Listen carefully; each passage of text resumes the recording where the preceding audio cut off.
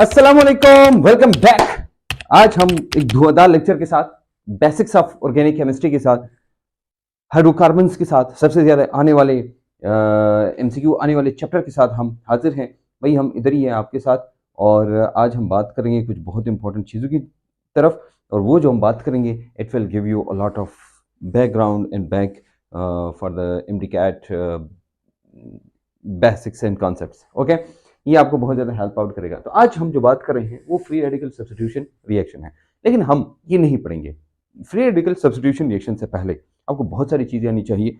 अगर आप ये चाहते हैं कि आपको ऑर्गेनिक केमिस्ट्री अच्छी आए, तो ऑर्गेनिक केमिस्ट्री अच्छी आने के लिए कुछ चीज़ें इंपॉर्टेंट है, and we will talk about them first. Okay, अच्छा याद रखना, इसको कहते हैं reaction intermediate and reaction mechanism. अब क्वेश्चन ये है कि भाई हम ये यहाँ तो आपको दे रहे हैं, कोशिश कर रहे हैं कि जितना हो सके वो हम आपको दें, लेकिन हमारे प्रीमियम जो कोर्स है उसमें हम ये जो चीज़ें हैं ये बहुत डिटेल में हमने एक्सप्लेन की है। यहाँ पर हम उतनी करेंगे जिससे आप वो काम कर सकते हैं। आई एम नॉट सेइंग कि हम यहाँ नहीं दे रहे हैं, हम दे रहे हैं, लेकिन वहाँ पर हम बहुत डिटेल में दे रहे हैं। देखो एक डिफरेंस होता है ना, कि जो हम यहाँ पर और एक बच्चा जो हमारे साथ पे करता है, तो डेफिनेटली उसको उससे ज़्यादा मिलता है कि जो आप कहीं और पे करते हैं। मतलब यहाँ आपको इतना मिलता है जो आप किसी भी ऑनलाइन प्लेटफॉर्म पे पे करते हैं, आपको उससे बेहतर लेक्चर्स, डाटा और सब कुछ मिलेगा। भाई alicoachingacademy.com का ये वादा है, अली सीरीज बुक्स का ये वादा है, हम जो देंगे वो सबसे बेहतर होगा इंशाल्लाह। लेकिन आप कमेंट सेक्शन में लिखिएगा आप हमारी इस सेक्शन इस कोर्स से और हमारे इस चैलेंज से कितने मुतमईन हैं, how much you are satisfied with this course of us. क्योंकि अगर आप अप्रिशिएट करेंगे और आपको फ़ायदा मिलेगा, तो हम और इनकरेज होंगे और हमें और हौसला मिलेगा कि आपके लिए काम करें। क्योंकि भाई यहाँ जो हम काम करते हैं ये घंटों नहीं है, बल्कि ये हम 3 टीचर्स अभी हैं, बाकी और भी आएंगे। तो 3 टीचर्स कम से कम एक लेक्चर को रिकॉर्ड करने में, देखो लेक्चर तैयार करता है टीचर, फिर जाके वो देता है, फिर उसमें एडिटिंग होती है, फिर अपलोडिंग होती है। तो एक लेक्चर को अपलोड करने तक और आपको पहुंचने तक 5 घंटे लगते हैं।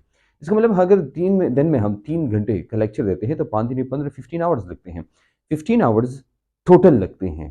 तो ये हम कर रहे हैं फ्री ऑफ कॉस्ट आपके लिए। तो भाई किसी भी ऑनलाइन प्लेटफॉर्म से, किसी भी एकेडमी से, कहीं से भी आपको सबसे बेस्ट लेक्चर्स मिलते हैं। और ये जो अक्सर लोग आप मुझे सेंड करते हैं, I am very much happy कि आप कहते हैं सर आपकी टीम बहुत अच्छी है और हमें बहुत फ़ायदा मिल रहा है। तो मुझे बहुत खुशी है। ये जो हमारी टीम है जो और जगहों में भी पढ़ाती है, लेकिन यहाँ पर और वहाँ पर आपको फ़र्क फ़ील हो गया होगा, ठीक है? Because whatever we gonna give you, that will be the best quality in Pakistan इंशाल्लाह, इंशाल्लाह, ठीक है? और फिर भी आपका फीडबैक आता रहेगा, जहाँ भी मसला हुआ। अब तो हम क्वेश्चन आंसर सेशन भी कर रहे हैं, आपको जो क्वेश्चन होता है हम जाके वीडियो में उसका रिप्लाई करते हैं। देखो एक जनरल सा आंसर होता है कि जो एक बंदे के साथ रिलेटेड होता है।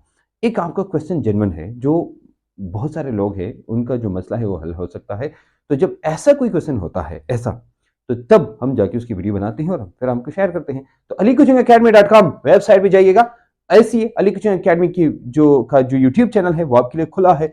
वहां पर हजारों वीडियोस है, और Ali series books by ACA YouTube channel, जहां पर हमें एमडीकैट और एमसीक्यूज ला रहे हैं आपके लिए। तो भाई इसके साथ साथ आपके पास जो ये पढ़े हो रहे हैं हम, इसके साथ साथ आपके पास केमिस्ट्री में पॉकेट वाली बुक जरूर होनी चाहिए। और अगर आप कहते हैं नहीं मेरी बेसिक्स कमजोर हैं, तो उसके लिए आपको कॉलेज केमिस्ट्री अली सीरीज वाली, अच्छा ये वाली बुक, अली सीरीज की फर्स्ट ईयर वाली बुक आपके पास होनी चाहिए। Anyways this was all about the introduction, और हम बात करेंगे आज reaction intermediate and reaction mechanism. तो ये हम पढ़ने जा रहे हैं। मैं कोशिश करूंगा कि जितना हो सकता है मैं आपको दे दूं। अच्छा, टॉपिक था फ्री रेडिकल सब्स्टिट्यूशन रिएक्शन, लेकिन इसमें बहुत सारी ऐसी चीजें हैं, एमसीक्यूज हैं कि जो आते हैं। देखो पहले कुछ साल पहले ये जो एमसीक्यूज पढ़ रहे हैं, उनमें से एक दो एमसीक्यूज ये ईथा या इम्डिकेट के बड़े फेवरेट एमसीक्यूज हुआ करते थे। नंबर 1, नंबर 2, जहां भी आप कहीं टेस्ट देने जाते थे ना, वो मॉक टेस्ट के लिए, वो जाके हर एक अपनी जो प्रैक्टिस टेस्ट है उसमें ये डाला करता था, ठीक है? मुझे याद है कि 2019, 20, 21 में मैंने एक साल में 57 टेस्ट्स बनाए थे, और हमने कोशिश की थी कि कोई भी एमसीक्यू रिपीट ना हो। अगर रिपीट हो तो वो एक इफेक्टिव अंदाज में रिपीट हो, जो कि बच्चों को फायदा दे। तो अगर आपने टेस्ट देने हैं तो हमारे साथ दीजिएगा। याद रखना, टेस्ट आपको इतना फायदा देगा कि आप सोच भी नहीं सकते, और हमारे साथ देंगे फिर तो भाई बल्ले बल्ले, ठीक है?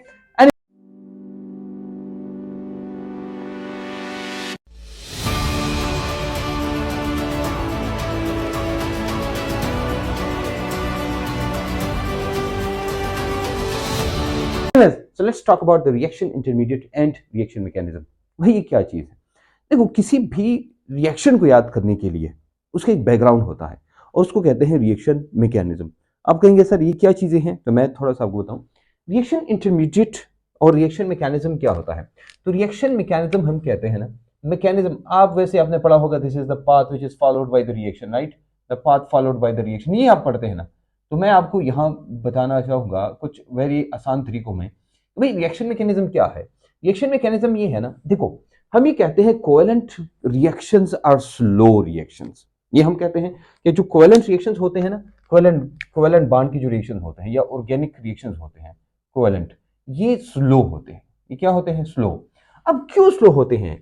क्योंकि याद रखना, reaction mechanism is the bond breaking old bond breaking, अच्छा, bond breaking and new bond formation. तो बॉन्ड फॉर्मेशन, ये दो चीजें याद रखना। जब बॉन्ड ब्रेकिंग होती है और बॉन्ड फॉर्मेशन होती है, उसको हम कहते हैं that is called reaction mechanism. So reaction mechanism is something in which the old bonds are broken and new bonds are formed. उसको हम कहते हैं रिएक्शन मैकेनिज्म। बॉन्ड्स बनते हैं, बॉन्ड्स टूटते हैं और बनते हैं। तो जो बॉन्ड टूट जाए और फिर नहीं बन जाए, इसको हम कहते हैं रिएक्शन मैकेनिज्म। अब इसी को पाथ कहते हैं। तो आपकी बुक्स में जो लिखा है the path followed by reaction is called reaction mechanism. तो अब वो पाथ क्या है? वो पाथ है बॉन्ड ब्रेकिंग। क्या कहते हैं? बॉन्ड ब्रेकिंग और फिर न्यू बॉन्ड फॉर्मेशन। लेकिन हम पहली बात करेंगे कि बॉन्ड ब्रेकिंग कैसी होती है and how to explain the bond breaking. Bond breaking के बाद जैसे ब्रेक करते हैं, आपके पास एक चीज बन जाती है जो प्रोडक्ट से पहले होती है, उसको कहते हैं क्या? इंटरमीडिएट। मतलब ये देखो, मेरे पास बॉन्ड है, हम इसको कहते हैं बॉन्ड ब्रेकिंग को हम कहते हैं बॉन्ड फिशन। याद रखना है, इसको क्या कहते हैं? Bond fission.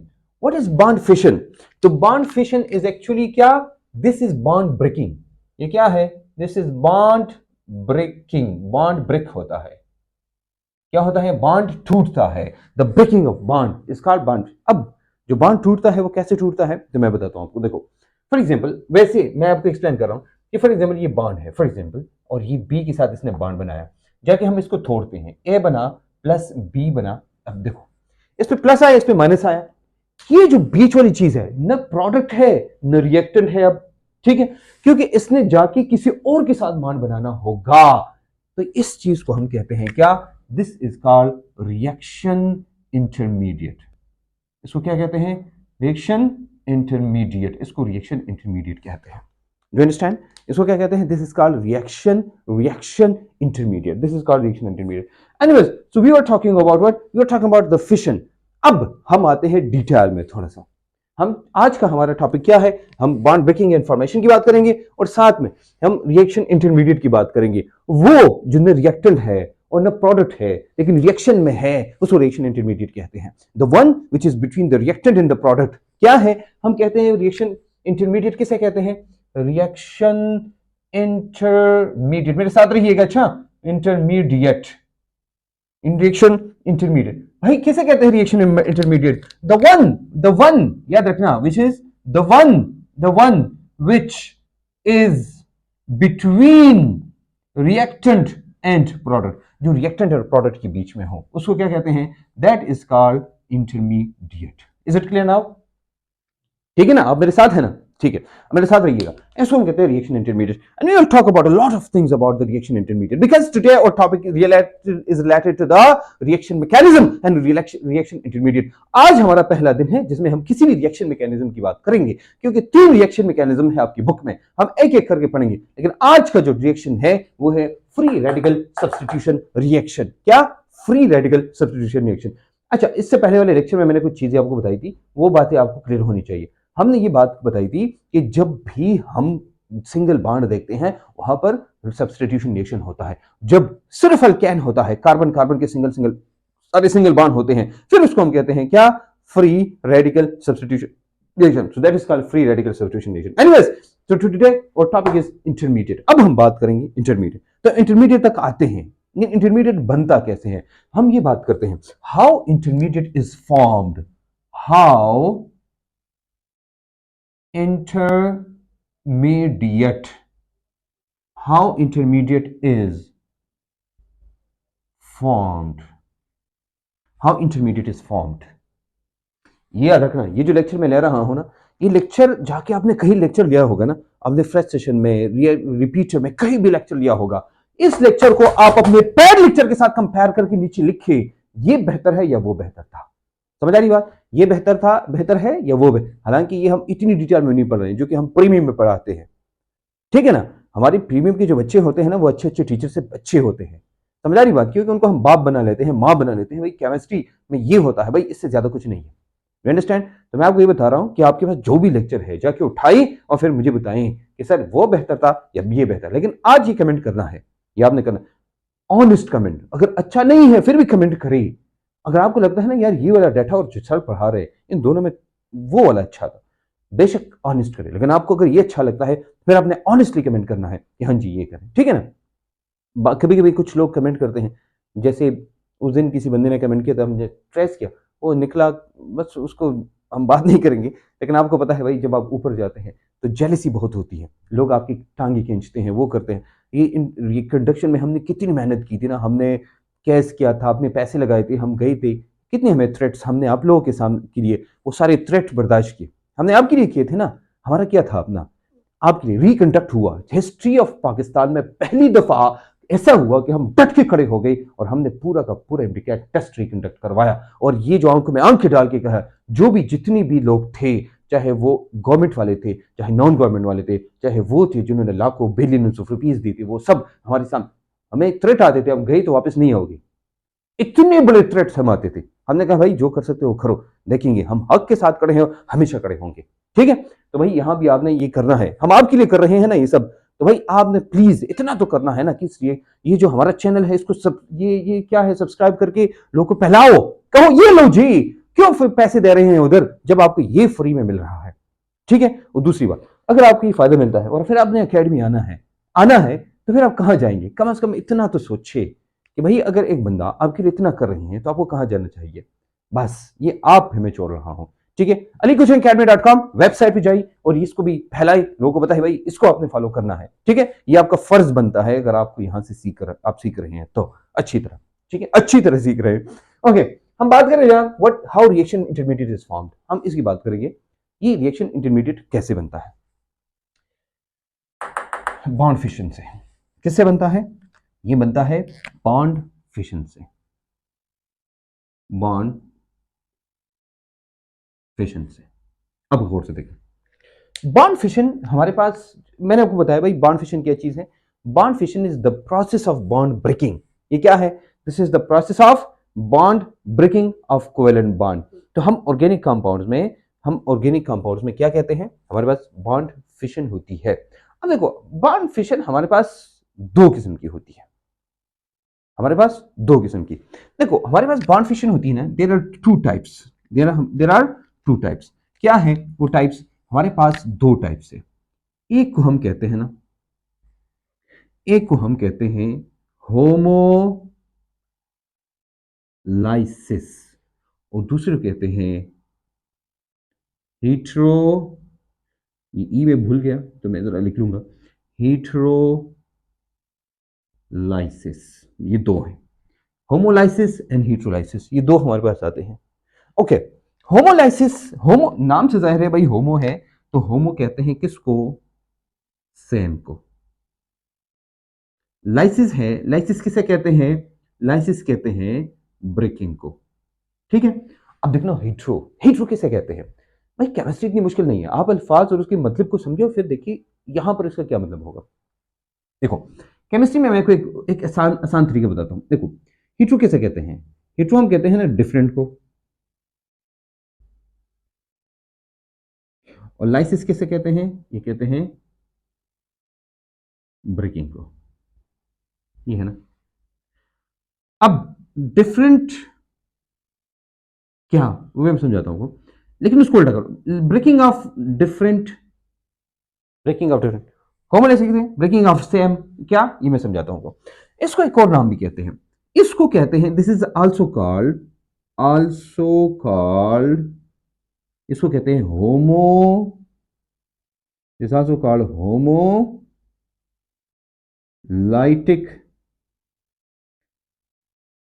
फिशन। इसको क्या कहते हैं? Homolytic fission. और this is heterolysis is also called हेटेरोलाइटिक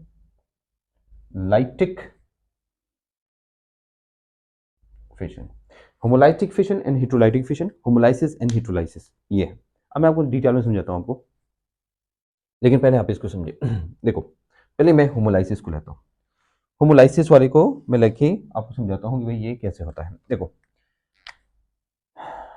ये मैंने एक्सप्लेन करना है। अच्छा, इधर देखो, होमोलाइसिस की हम बात करें ना, होमोलाइसिस,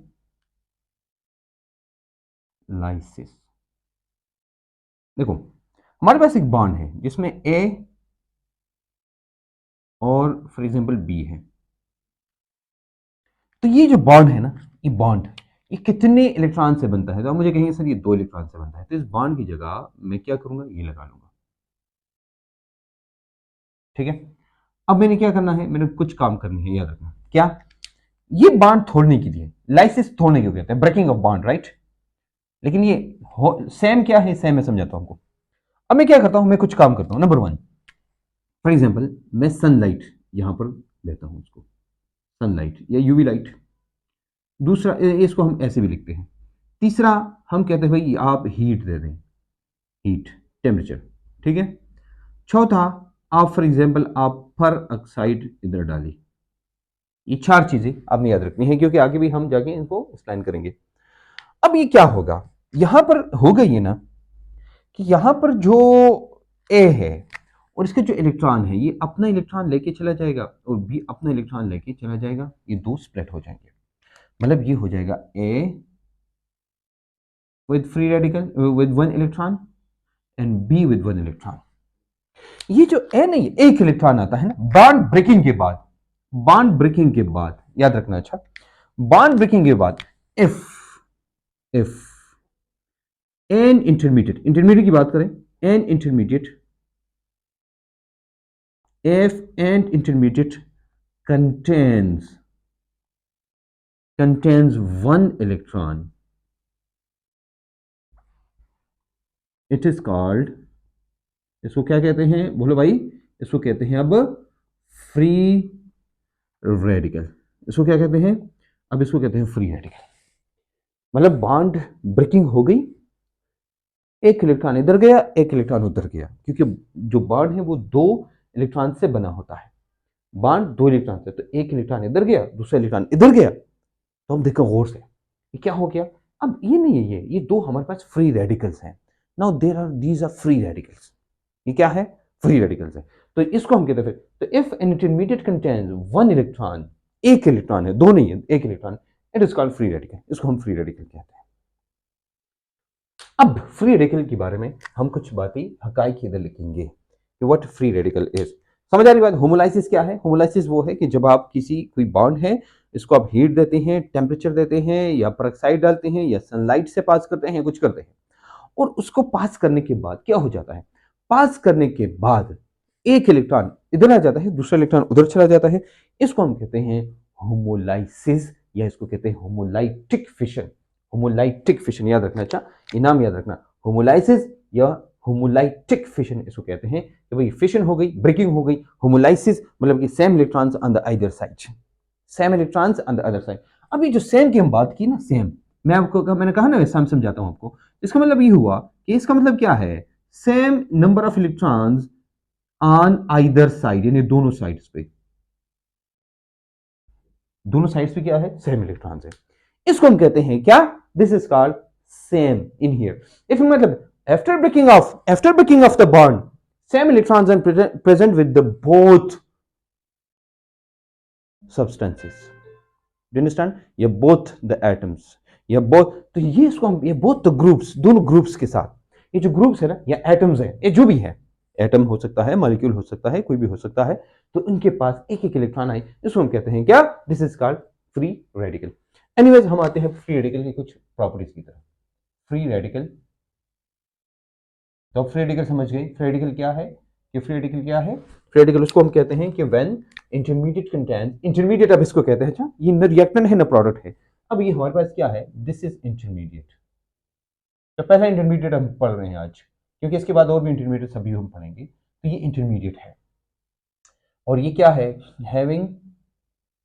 हैविंग वन इलेक्ट्रॉन। ये इंटरमीडिएट है और इसके पास एक इलेक्ट्रॉन है। ये इंटरमीडिएट है और इसके पास क्या है, now it has one electron. Okay जनाब, ये आपको क्लियर हो गया कि भाई ये इंटरमीडिएट है और उसके पास क्या है, एक इलेक्ट्रॉन है।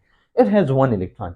तो एक इलेक्ट्रॉन, बल्कि मैं ऐसे बड़ा बड़ा लिख लूंगा कि आपको याद हो कि क्या है, वन इलेक्ट्रॉन है, एक इलेक्ट्रॉन आया। इसकी कुछ प्रॉपर्टीज हम पढ़ेंगे और ये प्रॉपर्टीज हमारे लिए इंपॉर्टेंट है। देखो पहली बात ये है ना कि अगर आप देखिए फॉर एग्जाम्पल कोई भी बांड हम देखते हैं, हो गया फॉर एग्जाम्पल हमने लिखा ना, आगे हम इंटरमीडिएट के साथ हमारा बहुत वास्ता आएगा फ्री रेडिकल सब्स्टिट्यूशन रिएक्शन में। हम कहेंगे फॉर एग्जाम्पल हमारे पास हो गया H, ये इसको हम कहते हैं फ्री रेडिकल। हमने लिखा ना CH3, ये तो फ्री रेडिकल। हमने लिखा ना C, ये तो फ्री रेडिकल। हमने लिखा ना Cl, तो ये फ्री रेडिकल।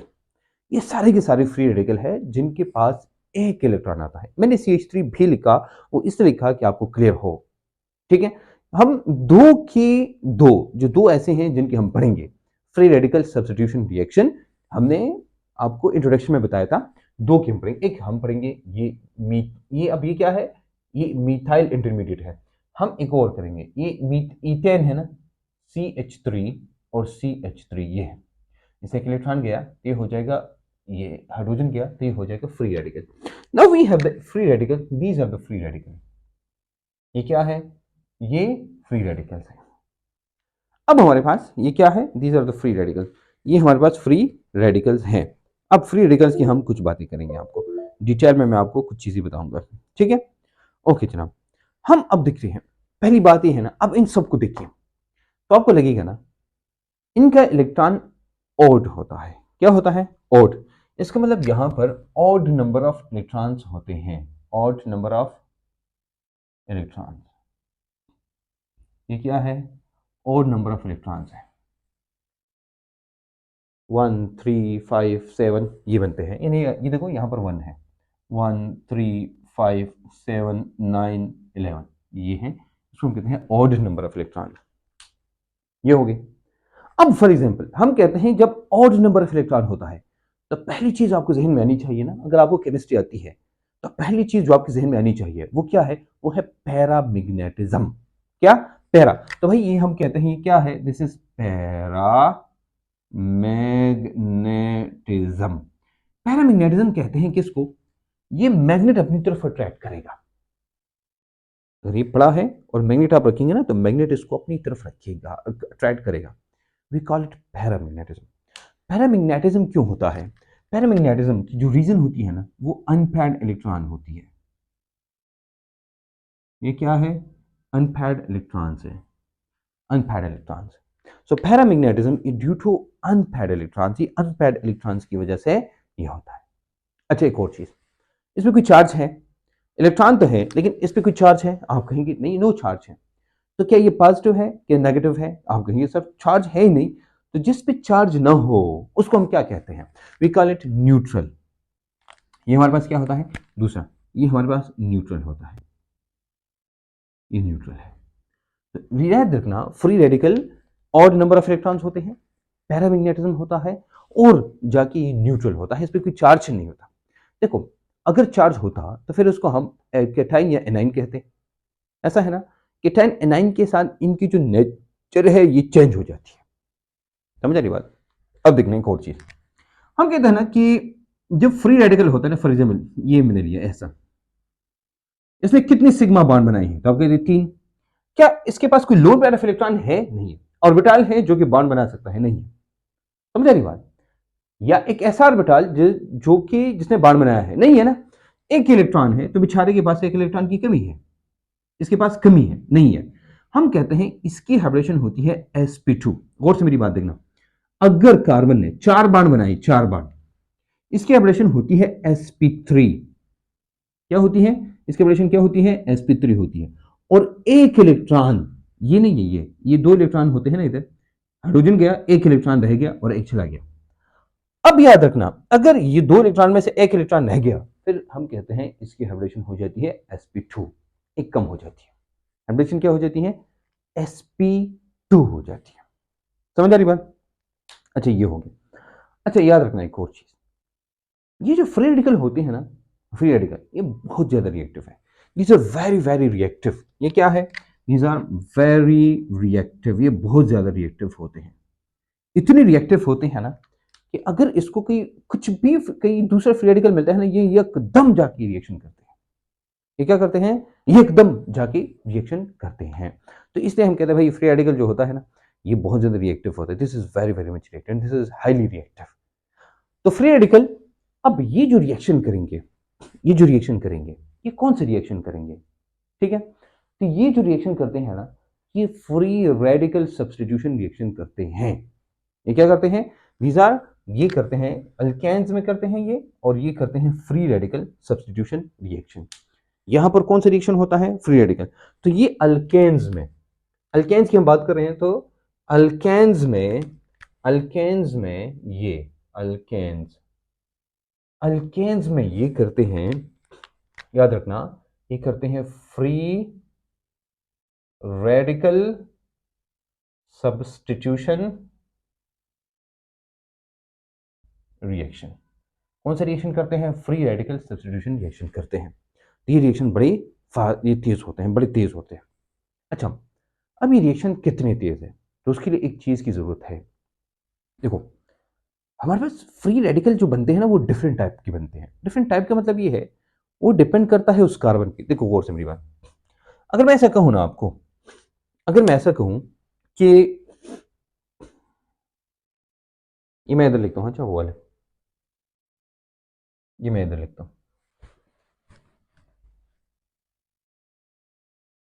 अब देखो मैं आपको बताता हूँ, मेरे पास मुख्तलिफ किस्म के फ्री रेडिकल्स, और उन फ्री रेडिकल्स की मैं बात करूंगा आपको, और फिर मैं आपको समझाऊंगा। ठीक है, यहां पे मैं लिखूंगा रिएक्टिविटी ऑफ फ्री रेडिकल्स। ये अगर कैमरे में नजर नहीं आता तो थोड़ा सा बैठ कर, रिएक्टिविटी ऑफ फ्री रेडिकल्स, या हम इसको कह सकते हैं स्टेबिलिटी ऑफ फ्री रेडिकल। ये दोनों हमारे पास क्या है? एक ही टॉपिक है। ये दोनों क्या है? These are the same topics. ये टॉपिक सेम है। हम इसको कहेंगे रिएक्टिविटी ऑफ फ्री रेडिकल्स, या इसको हम कहेंगे क्या? या हम इसको कहेंगे stability of free radical. Stability of free radicals, ये दो बात याद रखना, रिएक्टिविटी ऑफ फ्री रेडिकल्स और स्टेबिलिटी। देखो मेरे पास मुख्तलिफ किस्म के हैं। मैंने एक लिया ना, देखो मैंने एक फ्री रेडिकल लिया ये, और ये है मीथाइल फ्री रेडिकल। मैं कौन लेता हूं, ये मैंने ऐसे लिया ना, तो यहां इसके साथ एक और कार्बन है, तो ये हो गया ethyl free radical.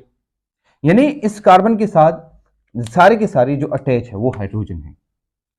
Methyl ethyl को छोड़े, पहले इस पे फोकस करें, यहां पर क्या अटैच है इसके साथ, तो आप कहेंगे सर सारे के सारे हाइड्रोजन अटैच है। ये हो गया। अच्छा एक और मैं लेता हूं, फॉर एग्जाम्पल मैंने लिया ये हो गया ये, तो यहां पर एक सी था, या बल्कि सी की जगह मैं लिखूंगा आर। ठीक है, आसानी के लिए मैं क्या लिखूंगा? आर, कि भाई आपको पता हो ये आर का मतलब होता है कोई भी हो सकता है ग्रुप, एक कार्बन, दो, तीन, चार, कितने भी हो सकते हैं, यानी इसके साथ अटैच आर है। ये हो गया। और अब एक और मैं लिखता हूं, ये मैंने लिखा फॉर एग्जाम्पल, आखिरी मेरे पास है कि जो एक ऐसा कार्बन, फ्री रेडिकल वाला कार्बन, जिसके साथ 3 आर अटैच है। एक ये हो गया, एक ये हो गया, और एक ये हो गया। ठीक है, अब मेरे पास कितने फ्री रेडिकल है? 1 2 3 4, 4 फ्री रेडिकल्स है। मैंने कहा दो चीजें एक्सप्लेन करूंगा, एक इसकी रिएक्टिविटी, दूसरी इसकी स्टेबिलिटी। अब दोनों में क्या फर्क है? देखो, हम ये कहते हैं ना, ये फ्री रेडिकल है इसलिए ये ज्यादा रिएक्टिव है। ठीक है, और ये फ्री रेडिकल है क्योंकि इसके पास इलेक्ट्रॉन्स की कमी है। क्या है? कमी है। एक बात याद रखना, यहां पर जो आर ग्रुप्स अटैच है ना, आर ग्रुप, एक बात याद रखना, ये इलेक्ट्रॉन डोनेटिंग ग्रुप होते हैं। इसको हम कहते हैं ना इलेक्ट्रॉन, इसको कहते हैं इलेक्ट्रॉन डोनेटिंग ग्रुप, या इसको हम कहते हैं ना ये ई इलेक्ट्रॉन, ये हो गया D donating, and G group, EDG यानी इलेक्ट्रॉन डोनेटिंग ग्रुप। ये जो आर होते हैं ना, R R R electron donating groups कौन है? ये आर होते हैं, आर। और हाइड्रोजन भी है, लेकिन हाइड्रोजन याद रखना, these are the weakest electron donating group, weakest electron donating groups, सबसे कमजोर, यानी सबसे कम अगर कोई देता है ना। दूसरी दो बातें याद रखना, एक इलेक्ट्रोफाइल दुनिया का सबसे कमजोर तरीन हाइड्रोजन है, और एक इलेक्ट्रॉन डोनेटिंग ग्रुप, इलेक्ट्रॉन देने वाला ग्रुप, ये दो चीजें आपको याद होनी चाहिए। अब देखो, हम ये कहते हैं ये इलेक्ट्रॉन डोनेटिंग बहुत कमजोर है, तो इलेक्ट्रॉन नहीं देता। ये देखो, ये तीन है, ठीक है। अब यहां देखो, मैं वो कहता हूं ना कि ये देखो, ये इसको इलेक्ट्रॉन डोनेट होते हैं लेकिन बहुत ही कम, तो मतलब ये क्या होगा, ये इतना ज्यादा स्टेबल नहीं होगा जितना कि ये स्टेबल होगा। It's stability will be more, क्योंकि ये आर इसको इलेक्ट्रॉन डोनेट करता है, तो इस इलेक्ट्रॉन की कमी पूरी हो जाती है। समझ आ रही बात? तो इन दोनों की निस्बत क्या है? R group. अब देखो, एक आर इलेक्ट्रॉन देता है और यहां पर दो आर इलेक्ट्रॉन देते हैं, तो मुझे बताओ किसकी स्टेबिलिटी ज्यादा होगी? हम कहेंगे भाई जो दो आर वाले हैं और फिर तीन आर वाले, कि अगर इनकी स्टेबिलिटी ज्यादा है, क्योंकि तीन आर वाले ऐसे हैं जो इलेक्ट्रॉन डोनेटिंग ग्रुप्स हैं। तो there are three electron donating groups, when there are three electron donating groups mean these are more stable. इसका मतलब ये है कि अगर मैं कहूं, देखो ये प्राइमरी, सेकेंडरी, टर्शियरी, इसका मतलब ये हुआ कि अगर हम इसको कहें ना, इसको हम कहते हैं 0 डिग्री, इसको हम कहते हैं 0 डिग्री, मिस्टेक, इस कार्बन को हम कहते हैं ना, ये कार्बन, इस कार्बन को हम कहते हैं, this carbon is called 0 degree, इसको कहते हैं 1 डिग्री, इसको कहते हैं 2 डिग्री, और इसको कहते हैं 3 डिग्री। अगर मैं स्टेबिलिटी ऑर्डर लिखूं तो स्टेबिलिटी ऑर्डर ऐसे होगा, देखो मैं कहूंगा स्टेबिलिटी ऑर्डर इज क्या होगा, 3 degree is more stable then 2 degree, is more stable then 1 degree, is more stable then 0 degree. समझ आ रही बात? कि अगर इसका मतलब क्या हुआ कि अगर मेरे पास मिथाइल मिथाइल फ्री रेडिकल है, तो that is less stable than this one, sorry, less stable than this one which containing one alkyl group. So the more the alkyl groups, more will be the stability. ये जुमला अपने साथ लिखिएगा कि more alkyl groups, more alkyl, इसको R जो हम कहते हैं ना, R is called alkyl groups. More alkyl groups, more is the stability. उल्टा करो, less the alkyl groups, less is the stability. alkyl groups को कम करो, stability कम हो जाए। तो हम इसकी बात कर रहे थे कि भाई मोस्ट सब्सटीट्यूटेड, या हम कहते हैं कि मोस्ट सब्सटीट्यूटेड, यानी इसको ऐसे कहते हैं कि जितनी ज्यादा अल्काइल ग्रुप्स हैं हम उसको मोस्ट सब्सटीट्यूटेड कहते हैं।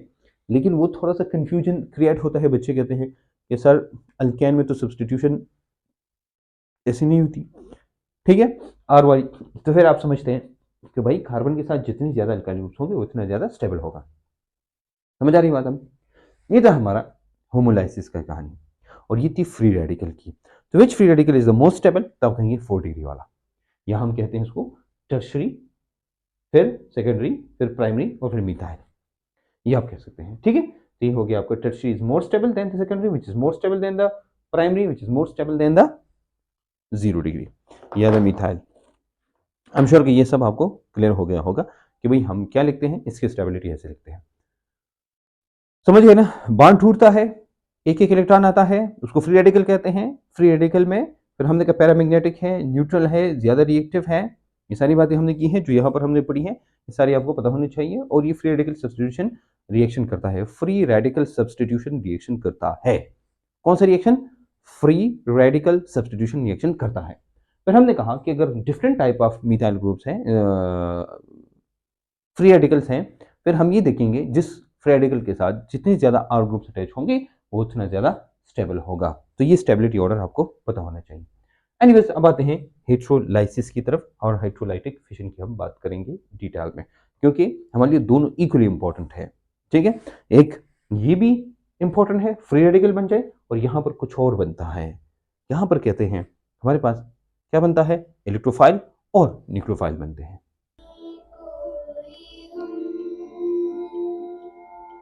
ओके, हम बॉन्ड फिशन की बात कर रहे थे, और बॉन्ड फिशन में हमने होमोलाइसिस पढ़ी जिसमें रिएक्शन इंटरमीडिएट पहला हमारे पास आया और उसको कहते हैं फ्री रेडिकल। अब हम जाके बॉन्ड फिशन में दूसरा पढ़ेंगे और जिसको कहते हैं हेटेरोलाइसिस। क्या पढ़ेंगे हम? हेटेरोलाइसिस। तो हेटेरोलाइसिस को हम पढ़ेंगे डिटेल में। We will talk about this heterolysis in detail. हम हेटेरोलाइसिस की बात करेंगे डिटेल में। We will talk about heterolysis, या इसका दूसरा नाम क्या है? हमने पहले पढ़ा था कि इसका जो दूसरा नाम है वो है दैट इज हेटेरोलाइटिक फिशन। इसको क्या कहते हैं? This is called heterolytic fission. This is heterolytic fission. ठीक है, अब हम एक बात करते हैं, थोड़ा सा आपको वो कराते हैं। हेटेरोलाइटिक फिशन में क्या होता है? हम उसकी ओके हम क्या कहते हैं, अब हम हेटेरोलाइटिक फिशन या हेटेरोलाइसिस करते हैं। तो जब हम ये करते हैं, हमारे पास जो कंपाउंड होता है ना, मॉलिक्यूल होता है, ऑर्गेनिक कंपाउंड, वो पोलर ऑर्गेनिक कंपाउंड होना चाहिए। क्या होना चाहिए? पोलर ऑर्गेनिक कंपाउंड जो होगा उसमें ये होगा, किस में होगा?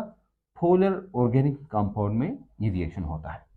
देखो, अब हम कहेंगे सर इसका मतलब क्या हुआ? तो ये इसका मतलब मैं समझाता हूँ आपको, बल्कि ये पूरा का पूरा डिटेल में समझाता हूँ आपको। हमारे पास जब ये बनता है ना, क्या नाम है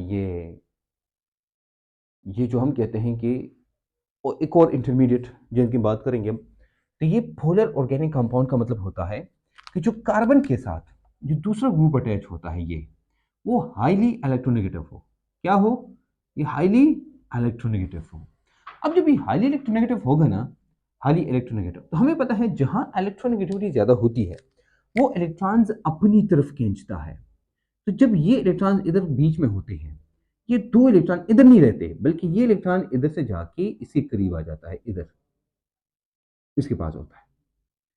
अब इसको हम कहते हैं इलेक्ट्रोनेगेटिविटी। अब गौर से मेरी बात सुनना, इलेक्ट्रॉन जिसके करीब आते हैं ना, तो इलेक्ट्रॉन में कौन सा चार्ज होता है? नेगेटिव। अब बांड तो नहीं छूटा ना, बांड तो नहीं छूटा, तो बांड नहीं छूटा तो यहां पर हम आएंगे पार्शियल नेगेटिव चार्ज, यहां पर आएगा पार्शियल पॉजिटिव चार्ज। ये है हमारे पास बांड। इस बांड को हम दूसरे अंदाज में जाहिर करते हैं। We one represent as A and B. हमने कहा ए है फॉर एग्जाम्पल और बी है, इसने ये बांड बनाया है। ठीक है, आसानी के लिए ये आपके साथ आसान हो जाएगा। अब हम दोनों को देखिए, ये हमारे पास एक पोलर कंपाउंड है, तो इस बांड को हम कहते हैं this is a polar bond. ये कौन सा बांड है? Polar bond. अब देखो, यहां अगर ये ज्यादा इलेक्ट्रोनेगेटिव है, दिस वन, इस पर पार्शियल नेगेटिव चार्ज आएगा, इस पर पार्शियल पॉजिटिव चार्ज आएगा। अब अगर इस कंपाउंड को मैंने तोड़ना है, क्या करना है? इसको तोड़ना है, मैं इसको पोलर सॉल्वेंट के अंदर डाल दूंगा। किसके अंदर? Polar solvent. सबसे मशहूर तरीन पोलर सॉल्वेंट कौन है? वो वाटर है। इसको मैं पोलर सॉल्वेंट में डाल देता हूं। किसमें? Polar solvent. अब पोलर सॉल्वेंट कौन है? देखो, पोलर सॉल्वेंट जो हम लेते हैं, सबसे मशहूर तरीन पोलर सॉल्वेंट, ये हमारे पास होता है H2O। तो H2O दुनिया का एक इसको यूनिवर्सल सॉल्वेंट कहते हैं, जो कहीं भी हम इस्तेमाल करते हैं। तो ये हमारे पास क्या होता है? ये पोलर सॉल्वेंट होता है। दूसरा हम कहते हैं ना, हमारे पास अल्कोहल होता है, अल्कोहल एक्सेट्रा, और भी बहुत सारे ऐसे हैं जो कि हम लेते हैं, जिसमें से हम एसिड्स भी लेते हैं, बाकी भी लेते हैं, लेकिन ये दो हमारे पास हैं जो कॉमनली इस्तेमाल होते हैं। इस तरह एसीटोन भी इस्तेमाल होता है। H2O यूनिवर्सल सॉल्वेंट इसको कहते हैं, तो ज्यादातर हम यही लेते हैं। अच्छा, क्या होता है?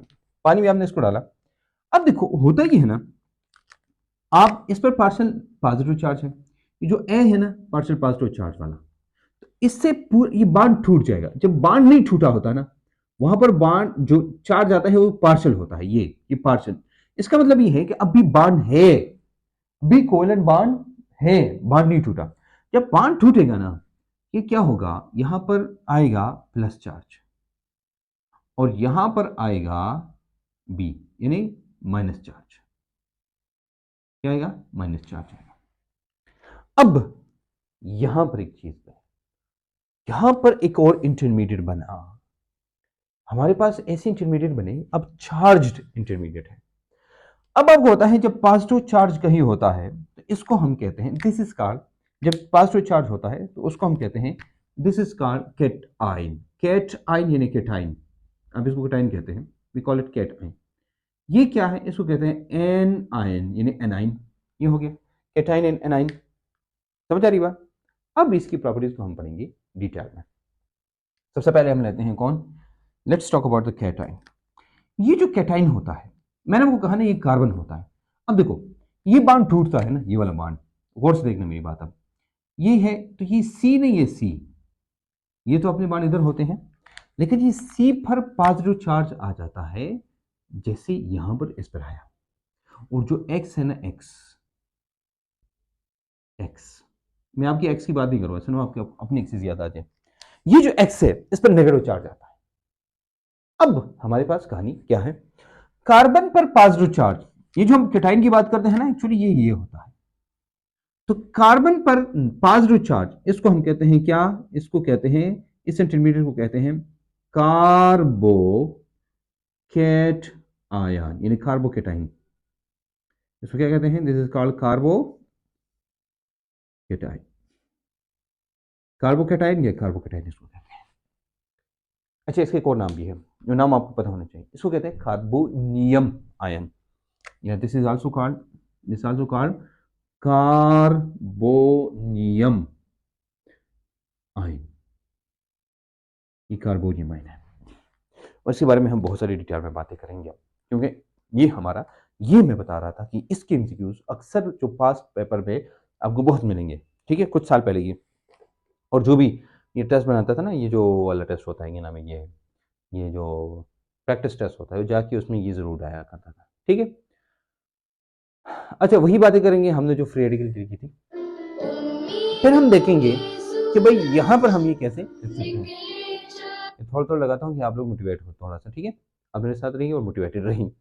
एनीवेज, हम बात करेंगे अब। हमने कहा कार्बोकेटाइन, आप समझते हैं जब कार्बन पर क्या होता है, पॉजिटिव चार्ज होता है, इसको हम कहते हैं कार्बोकेटाइन। अगर आप कार्बन को देखिए तो कार्बन के आउटर मोशन में अब कितने इलेक्ट्रॉन थे, इससे याद रखना। अब ये 3 बाण इसने बनाए हैं सिग्मा बाण, लेकिन एक बाण नहीं है, न इसके इलेक्ट्रॉन्स है न इसके इलेक्ट्रॉन्स है। तो जब पॉजिटिव चार्ज कार्बन पे आता है ना एक, हम कहते हैं अब ये sp2 हाइब्रिडाइज्ड है। ये क्या है, sp2 हाइब्रिडाइजेशन है।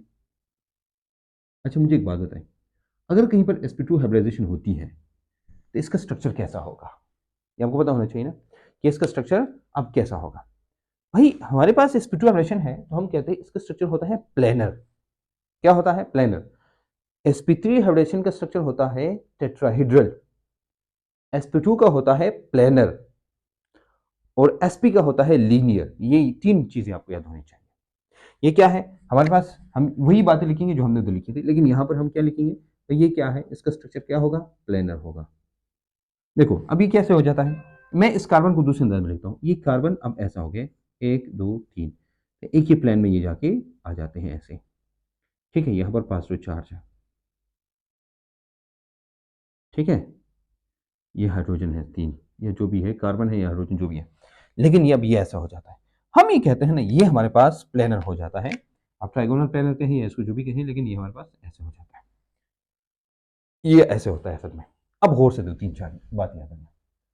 हमने ये कहा था ना कि वहां इलेक्ट्रॉन ऑड नंबर होते हैं, क्या ये ऑड नंबर इलेक्ट्रॉन है, no, number of electron is even. यहां पर क्या होता है, यहां पर number of electron is even, number of electron even है। नंबर ऑफ इलेक्ट्रॉन्स, सबसे पहले हम नंबर ऑफ इलेक्ट्रॉन्स की बात करेंगे। तो नंबर ऑफ इलेक्ट्रॉन्स क्या है, हम कहते हैं भाई यहां पर नंबर ऑफ इलेक्ट्रॉन्स होते हैं इवन, और जब इवन नंबर ऑफ इलेक्ट्रॉन्स होते हैं तो वो डायमैग्नेटिक होता है कि पैरामैग्नेटिक होता है, कैन यू टेल मी। वो क्या होगा, वो डायमैग्नेटिक होगा कि वो पैरामैग्नेटिक होगा, तो क्या होगा।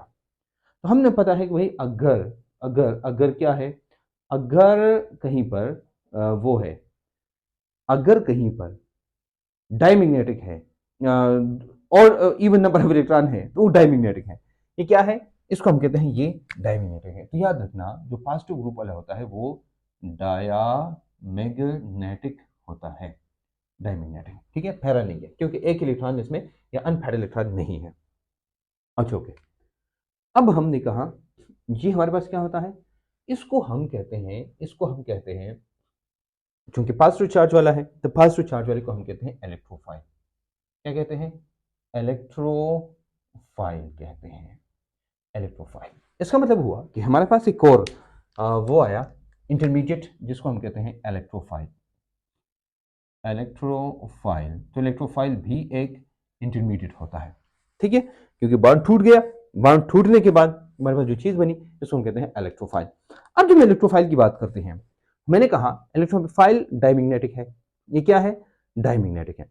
तो जब डायमैग्नेटिक है, हम जिस तरह हमने स्टेबिलिटी पढ़ी थी उसके लिए फ्री रेडिकल के, उसी तरह हम इसकी स्टेबिलिटी पढ़ेंगे। एक बात इसमें कॉमन है कि one thing is common in one thing is common, one point is common in free radical, मैं एफ आर लिखूंगा, फ्री रेडिकल एंड कार्बोकैटाइन, या मैं कहूंगा इलेक्ट्रोफाइल। अच्छा, वो क्या चीज है जो कॉमन है, इन दोनों में इलेक्ट्रॉन्स की कमी है। वहां पर एक इलेक्ट्रॉन था दो के बजाय, यहां पर वो एक भी नहीं है। तो ये क्या है, ये इलेक्ट्रॉन डेफिशिएंट है।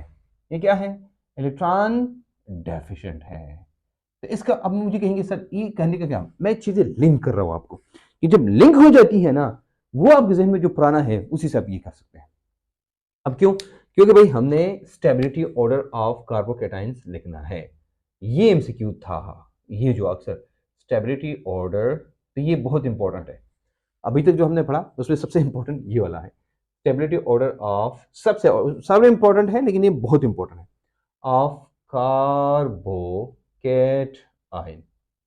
हम क्या कहते हैं, stability order of carbocation. Same is the case, एक लड़की है, इसने कहीं शादी की है किसी के साथ फॉर एग्जांपल, ठीक है, और जाके वो तलाक लेती है। क्या करती है, तलाक। तलाक लेने के बाद एक्स चला गया, उसका अब एक्स हस्बैंड है या एक्स बॉयफ्रेंड है जो भी है, जाने के बाद जो उनके सपोर्ट तो वही करता था, तो यहां पर पॉजिटिव चार्ज आता है। इस लड़की के तीन भाई हैं, इन तीनों की तीनों बेचारे गरीब है। क्या है, गरीब है। एक और लड़की है, वो भी ऐसा करती है, वो तलाक लेती है, या हस्बैंड मर जाता है या तलाक लेती है।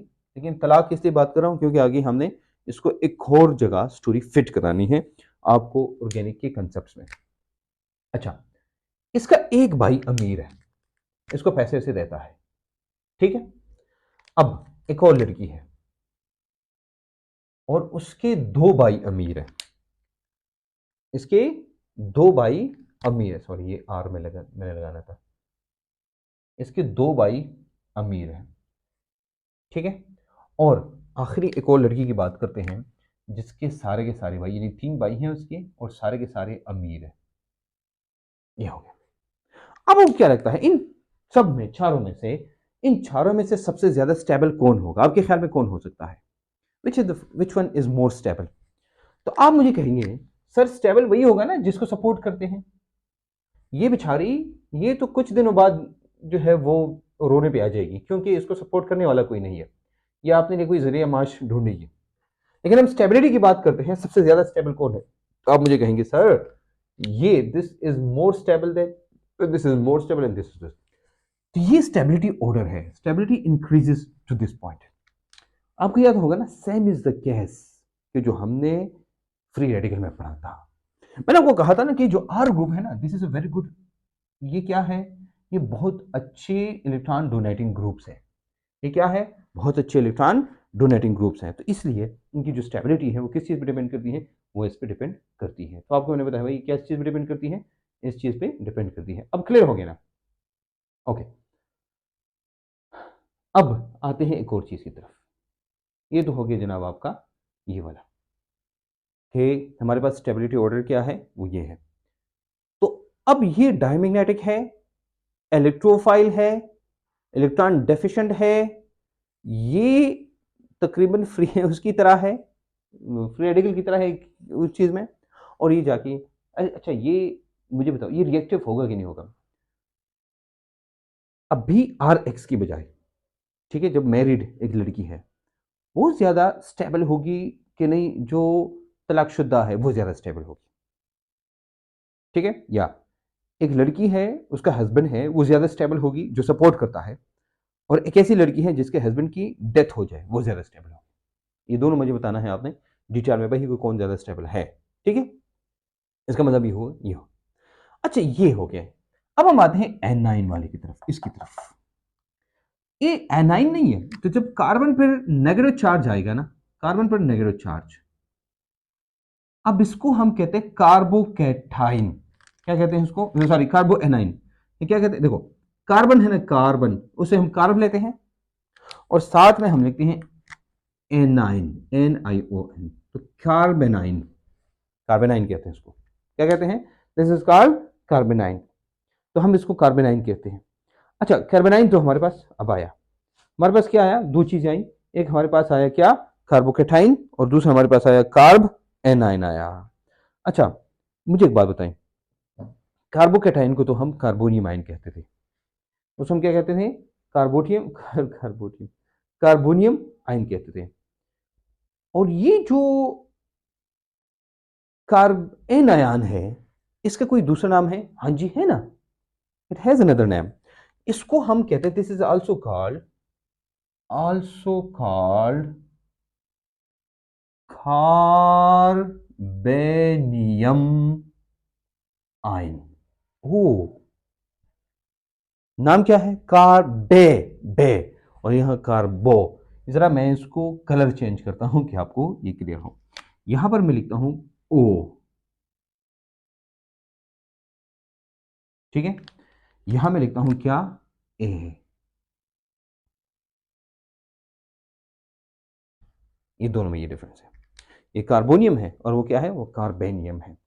इसको, इसकी स्पेलिंग क्या है, CARBANIUM, कार्बेनियम, कार्बेनियम आयन, ठीक है। अब इसका मतलब क्या हुआ, इसका मतलब है कि कार्बन विद नेगेटिव चार्ज, इसका मतलब क्या हुआ, ये क्या है, ये कार्बन विद नेगेटिव चार्ज। अच्छा, ये चीजें मैं अब जल्दी जल्दी पढ़ाता हूं, क्योंकि देखो वही बात है मैं करूंगा। कार्बन नेगेटिव चार्ज का मतलब ये हुआ कि बांड टूटा और दोनों इलेक्ट्रॉन्स जो है वो इधर आ गई, दोनों इलेक्ट्रॉन्स इधर आई, इसको हम इसलिए कहते हैं कार्बेनियम। ये इलेक्ट्रॉन डेफिशिएंट है नवाबना, ये इलेक्ट्रॉन रिच है, इलेक्ट्रॉन रिच है। अच्छा, जो इलेक्ट्रॉन रिच चीज होती है उसको हम क्या कहते हैं, इसको हम कहते हैं न्यूक्लियोफाइल। ये क्या है, न्यूक्लियोफाइल है, न्यूक्लियोफाइल। इसका मतलब ये है कि जब कार्बेनियम, कार्बेनियम आयन बनता है ना, कार्बेनियम या कार्बेनाइन बनता है, वो न्यूक्लियोफाइल होता है। कार्बोकेटाइन इलेक्ट्रोफाइल होता है, इलेक्ट्रॉन रिच है। अच्छा, बातें और करेंगे, और भी बातें करेंगे। अच्छा, इलेक्ट्रॉन ऑड होगा कि इवन होगा, can you tell me, odd number of electron होगा यहाँ की इवन नंबर ऑफ इलेक्ट्रॉन होगा, क्या ख्याल है। अरे आप मुझे कहेंगे सर यहाँ पर हम इवन नंबर होगा ना, चलो मुझे बताइएगा, ऑड नंबर है कि इवन नंबर है। चलो उससे पहले मैं दो बातें आपको बताता हूँ, बाकी मेरे ख्याल में आपको पता होना चाहिए। वैसे आपको पता होगा कि दो इलेक्ट्रॉन है तो ऑड है कि इवन है, लेकिन याद रखना, देखो यहां पर गौर से मेरी बात सुनना, यहां पर एक बांड बनाया, दूसरा बांड बनाया, तीसरा बांड बनाया, तो जो हाइब्रिडेशन होती है ना वो इलेक्ट्रॉन्स की वजह से होती है, ना कि वो एटम्स की वजह से होती है। दो दो दो और दो, तो चार पेयर ऑफ इलेक्ट्रॉन जब होगा तो उसकी हाइब्रिडेशन क्या होगी, याद रखना, this is sp3 hybridised, sp3 hybridised है, इसकी हाइब्रिडेशन क्या है, sp3 है, ये भी हमें पता चल गया। अच्छा, हाइब्रिडेशन sp3 है, इलेक्ट्रॉन रिच है, न्यूक्लियोफाइल है, और इवन नंबर ऑफ इलेक्ट्रॉन्स है, मैंने खुद ही बता दिया, इवन नंबर ऑफ इलेक्ट्रॉन्स है, तो इवन होगा, इसको हम क्या कहेंगे, diamagnetic. Yes, this is diamagnetic. इसको क्या कहेंगे हम, दिस इज डायमैग्नेटिक कहते हैं, दिस इज डायमैग्नेटिक।